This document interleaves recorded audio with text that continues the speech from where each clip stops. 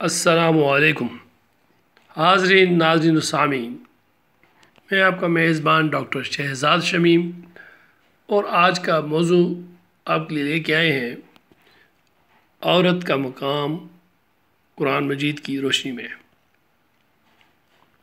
اور اس پہ روشنی ڈالیں گے قرآنی اسکالر انجینئر محمد طفیل شاد صاحب۔ تو میں استاد محترم سے گزارش کروں گا کہ اس کے اوپر روشنی ڈالیں۔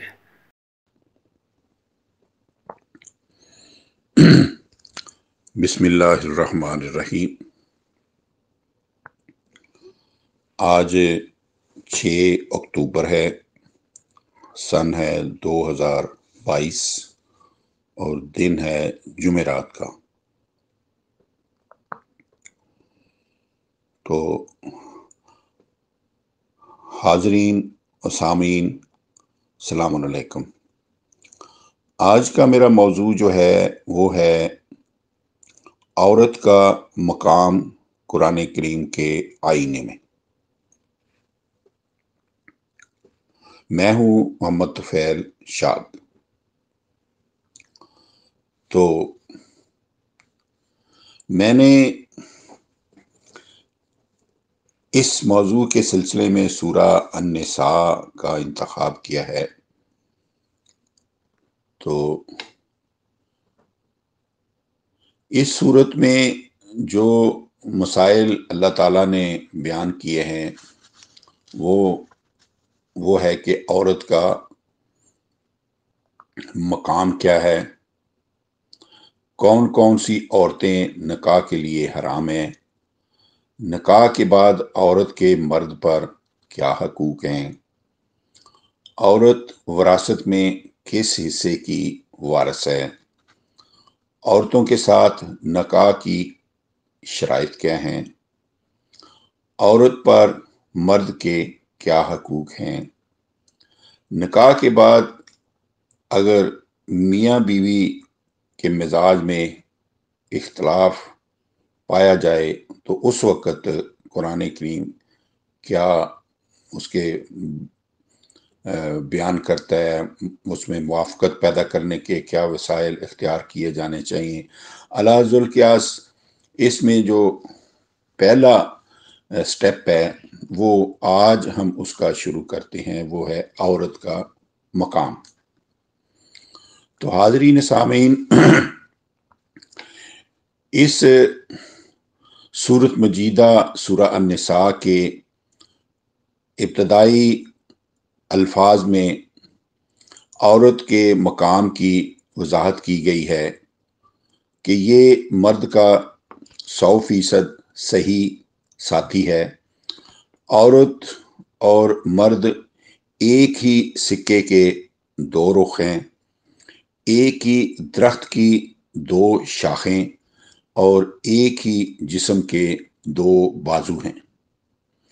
یہ دونوں نوعیں ایک ہی جرثومہ حیات کی پیداوار ہیں، جس میں اللہ تعالیٰ نے ایسی خاصیت ودیت فرما رکھی ہے کہ یہ ایک ہی جرثومہ ہے جس سے یا لڑکا پیدا ہوتا ہے یا لڑکی، اور یہ انداز پیدائش ایسا ہے کہ ابتدائے آفرینش میں اس وقت بھی یہی تھا جب نوع انسانی کو پہلی مرتبہ زمین سے پیدا کیا گیا تھا، اور اس کے بعد جب انسان نطفے سے پیدا ہونے شروع ہوئے تو پھر بھی آج تک وہی انداز موجود ہے کہ ایک ہی جرثومہ حیات ہے جس میں مذکر بننے کی صلاحیت بھی موجود ہے اور مؤنث بننے کی خاصیت بھی محفوظ ہے۔ سورہ النساء کو شروع کرنے سے پہلے حاضرین و سامعین ذہن میں تازہ کر لیں کہ آیات ذیل جو میں ابھی آپ کے سامنے بیان کروں گا اس کے مطابق نوع آدم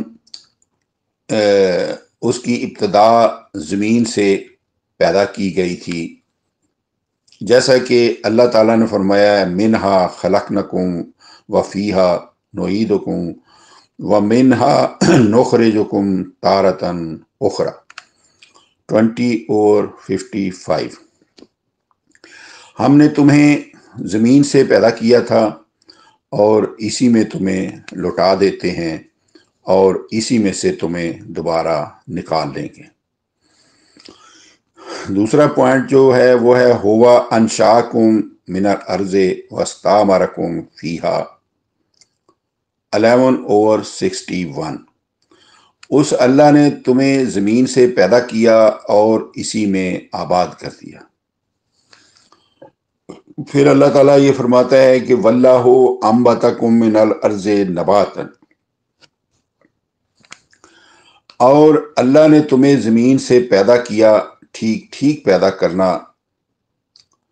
تو یہ ایک نباتاتی عمل ہے کہ Allah is that who created you out of the earth like vegetation. اس آیت مجیدہ میں نوع انسانی کی اولین پیدائش کے لیے نباتن کے موضوع ترین الفاظ یہ نباتات کے ساتھ ذیل کی مشابہت کے لیے لائے گئے ہیں۔ واضح رہے کہ جس طرح نباتات کا بیج جرثومہ حیات مٹی کے اندر پرورش پا کر پیدا ہوتا ہے، اسی طرح نوع آدم کی ابتدائی تخلیق ان بشری جرثوموں سے زمین یعنی مٹی ہی میں سے ہوئی تھی، جن میں سے اللہ تعالیٰ نے مذکر مؤنث دونوں صنفیں بننے کی صلاحیت رکھی ہوئی تھی۔ خاصیت نطفہ کے جرثومہ حیات میں موجود ہے۔ اگر ایک ہی جرثومہ ہے جس سے لڑکا بھی بنتا ہے اور لڑکی بھی بنتی ہے۔ جرثومہ حیات میں مذکر و مؤنث دونوں صنفوں کے مشترکہ خاص کی بین دلیل یہ ہے کہ داڑھی اور مونچھیں جو خالصتاً مردوں کا حصہ ہیں، یہ بعض عورتوں میں بھی پائی جاتی ہیں۔ اس کے علاوہ مردوں میں سے ہر ایک کے سینے پر عورتوں جیسی چھاتیوں کے دو نشانوں کی موجودگی بھی جو خالصتاً عورتوں کا حصہ ہیں، جرثومہ حیات میں مذکر مؤنث کے دونوں خاص کی خبر دیتے ہیں۔ المختصر قرآن کریم نے اس امر کی خبر دی ہے کہ مرد اور عورت ایک ہی جرثومہ کی پیداوار ہیں، دونوں واجب التکریم ہیں۔ عورت مرد کی نسبت نہ ناقص ہے، نہ حقیر، نہ ذلیل۔ عورت کو حقیر جاننا ظلم عظیم ہے۔ رحم مادر میں ایک ہی جرثومہ کی جون سی صنف پرورش کے لحاظ سے غالب آتی ہے، اس صنف کا بچہ پیدا ہوتا ہے، لیکن بعض اوقات ایسا بھی ہوتا ہے کہ بچے کے پیدائشی یعنی وضع حمل تک کسی صنف کا غلبہ نہیں ہو پاتا اور بچہ نہ لڑکا ہوتا ہے نہ لڑکی۔ اسے عرف عام میں زنخہ کہا جاتا ہے، لیکن زنخوں کی بھی حالت یہ ہوتی ہے کہ بعض کی صنفی نشو و نما لڑکا بنتے بنتے رکی ہوئی ہوتی ہے اور بعض کی لڑکی بنتے بنتے ناتمام رہ گئی ہوتی ہے۔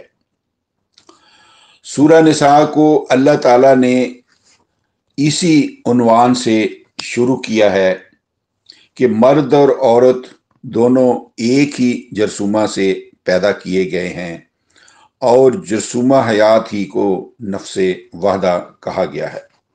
بسم اللہ الرحمن الرحیم۔ یا ایھا الناس اتقوا ربکم الذی خلقکم من نفس واحدۃ وخلق منها زوجها وبث منہما رجالا کثیرا ونساء واتقوا اللہ الذی تساءلون بہ والارحام ان اللہ کان علیکم رقیبا۔ 4/1۔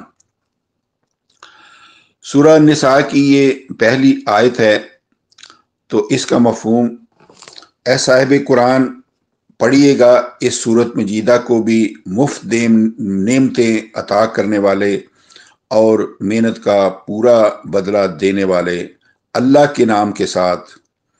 اے نو انسانی، اپنے رب کی ربوبیت کی مخالفت سے بچو، جو وہ عظیم الشان ذات ہے جس نے پیدا کیا تم کو ایک ہی جنس یعنی جوہر ارضی سے 23/12، اور اسی جوہر ارضی یعنی اس جرثومہ حیات میں اس کا جوڑا مذکر اور مؤنث پیدا کیے، اور ان دونوں صنفوں مذکر اور مؤنث میں سے بہت سے مرد اور بہت سی عورتیں پیدا کر کے زمین میں پھیلا دیے۔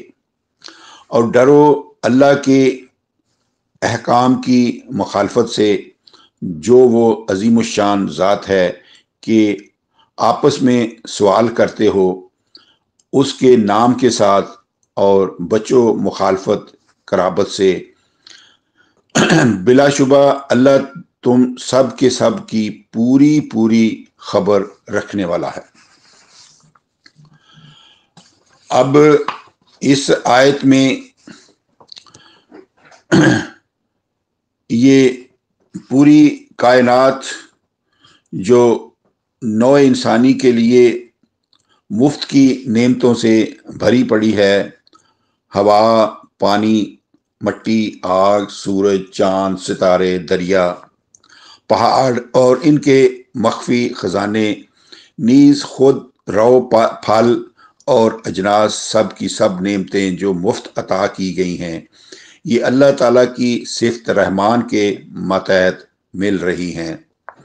رحمان رب العالمین ہے جو ہر چیز کی نشو و نما کو نقطہ آغاز سے شروع کر کے نقطہ تکمیل تک پہنچانے والا ہے۔ اللہ تعالیٰ کی صفت رحمانیت کی عطا ہیں وہ نعمتیں جو ہمارے نقطہ آغاز ہی سے بلا محنت ملتی چلی آ رہی ہیں۔ نو انسانی کو جب اس دنیا میں پیدا کیا گیا تو یہ اس نو کا نقطہ آغاز تھا، چنانچہ اس کے گرد ہر چہار طرف مفت کی نعمتیں بکھری پڑی تھیں، قسم قسم کے خود رو پھل کھانے کے لیے، بہتے چشموں کا پانی پینے کے لیے، پہاڑوں کی غاریں اور درختوں کے سائے رہنے کے لیے۔ اس طرح جب نو انسانی آگے بڑھی تو اس نے مفت کی نعمتیں مٹی سے گھر بنانے شروع کیے، زمین کو پھاڑ کر اس میں فصلیں اگانی شروع کی اور قسم قسم کے باغات لگائے۔ یعنی اللہ تعالیٰ کی مفت نعمتوں میں اپنی محنت شامل کر دی تو اللہ تعالیٰ نے غاروں کی بجائے خوبصورت گھر اور خودرو پھلوں کی بجائے نواع و اقسام کے لذیذ ترین پیوندی پھل اور قسم قسم کی اجناس کے ڈھیر عطا فرمائے۔ یہ سب کچھ اللہ تعالیٰ کی صفت رحیم کے مطابق میسر آ رہا ہے اور آتا رہے گا۔ اسی طرح جب بچہ پیدا ہوتا ہے تو یہ اس کی دنیوی زندگی کا نقطہ آغاز ہوتا ہے۔ اللہ تعالیٰ اپنی صفت ربوبیت عالمینی کے مطابق اس کی پیدائش سے پہلے ہی اس کی ربوبیت کے نقطہ آغاز کے طور پر اس کی ماں کی چھاتی پر دودھ کی 2 نہریں بہا دیتا ہے۔ یہ مفت کی نعمت بھی اللہ تعالیٰ کی صفت رحمانیت کے مطابق میسر آتی ہے، حتیٰ کہ جب ابھی دودھ کی یہ 2 نہریں زوروں چل رہی ہوتی ہیں کہ بچے کے دانت اگنا شروع ہو جاتے ہیں، ادھر دودھ کی نہریں خشک ہوتی ہیں اور ادھر بچے کا منہ دانتوں سے بھر چکا ہوتا ہے، تاکہ اب جو اسے ٹھوس غذا ملنے والی ہے وہ اسے بآسانی چبانے کے قابل ہو جائے۔ نو انسانی اپنے ابتدائی دور آفرینش میں جب تک محنت کرنے کے قابل نہیں ہو پائی تھی، ہر فرد انسانی کو اس کے نقطہ آغاز سے لے کر نقطہ انجام تک ربوبیت کے مفت سامان میسر تھے، اور جب سے اس نے اللہ کی مفت نعمتوں میں اپنی محنت شامل کر دی ہے، اللہ تعالیٰ اپنی صفت رحیمیت کے مطابق ہر مقام پر اس کی محنت کا پورا ثمر عطا کرتا چلا آ رہا ہے۔ یعنی یہ جتنی زیادہ سے زیادہ ریسرچ کے لیے دماغی محنت اور ریسرچ کو عملی جامہ پہنانے کے لیے جسمانی کوشش کرتا چلا جا رہا ہے، اللہ اس کی محنت کا زیادہ سے زیادہ ثمر عطا کرتا چلا جا رہا ہے اور کرتا چلا جائے گا۔ اب اس میں لفظ ایک آیا تھا نفس واحدہ، تو نفس واحدہ کے صفت موصوف میں تنوین تعریف جنس کی آئی ہے۔ اب چونکہ نفس واحدہ سے مراد وہ جرثومہ حیات ہے جس میں مذکر و مؤنث دونوں صنفوں کے خاص موجود ہیں، اور جس سے پہلی مرتبہ زمین میں سے بہت سے مرد اور بہت سی عورتیں پیدا کی گئی تھی۔ اس لیے منہ ما تثنیہ کے مراد جنس جوڑا ہے، اور روایات کا بنایا ہوا وہ ایک جوڑا نہیں جس کی مؤنث معاذ اللہ بقول روایات اپنے شوہر سے روزانہ 2 بچے حاصل بھی کرتی تھی اور روزانہ 2 بچوں کے وضع حمل کے فرائض بھی ادا کرتی تھی۔ نعوذ باللہ نعوذ باللہ۔ رقیباً اس میں لفظ ایک آیا ہے، اس کا مادہ جو ہے وہ ہے رے قاف بے، رقب۔ تو یہ رقب سے ہے جس کا معنی گردن بھی ہے، اور گردن میں رسی ڈالنا بھی ہے، حفاظت و نگہداشت کرنا بھی ہے۔ اب چونکہ کسی چیز کی حفاظت کرنے والے کا اس چیز سے پورا باخبر ہونا لازمی ہے، اس لیے رقیب کے معنی باخبر کے بھی ہیں، اور اللہ تعالیٰ کے لیے یہی معنی فٹ آتے ہیں، جیسے 5/116 اور 117 میں آیا ہے کہ جب اللہ تعالیٰ قیامت کو حضرت مسیح سے پوچھے گا کہ کیا تو نے اپنی قوم کو کہا تھا کہ مجھے اور میری ماں کو اللہ کے ساتھ 2 الہ بنا لو، تو وہ کہیں گے بار الہ تو شرک سے پاک ہے، مجھے یہ لائق نہیں تھا کہ میں وہ بات کہتا جس کا مجھے حق نہیں۔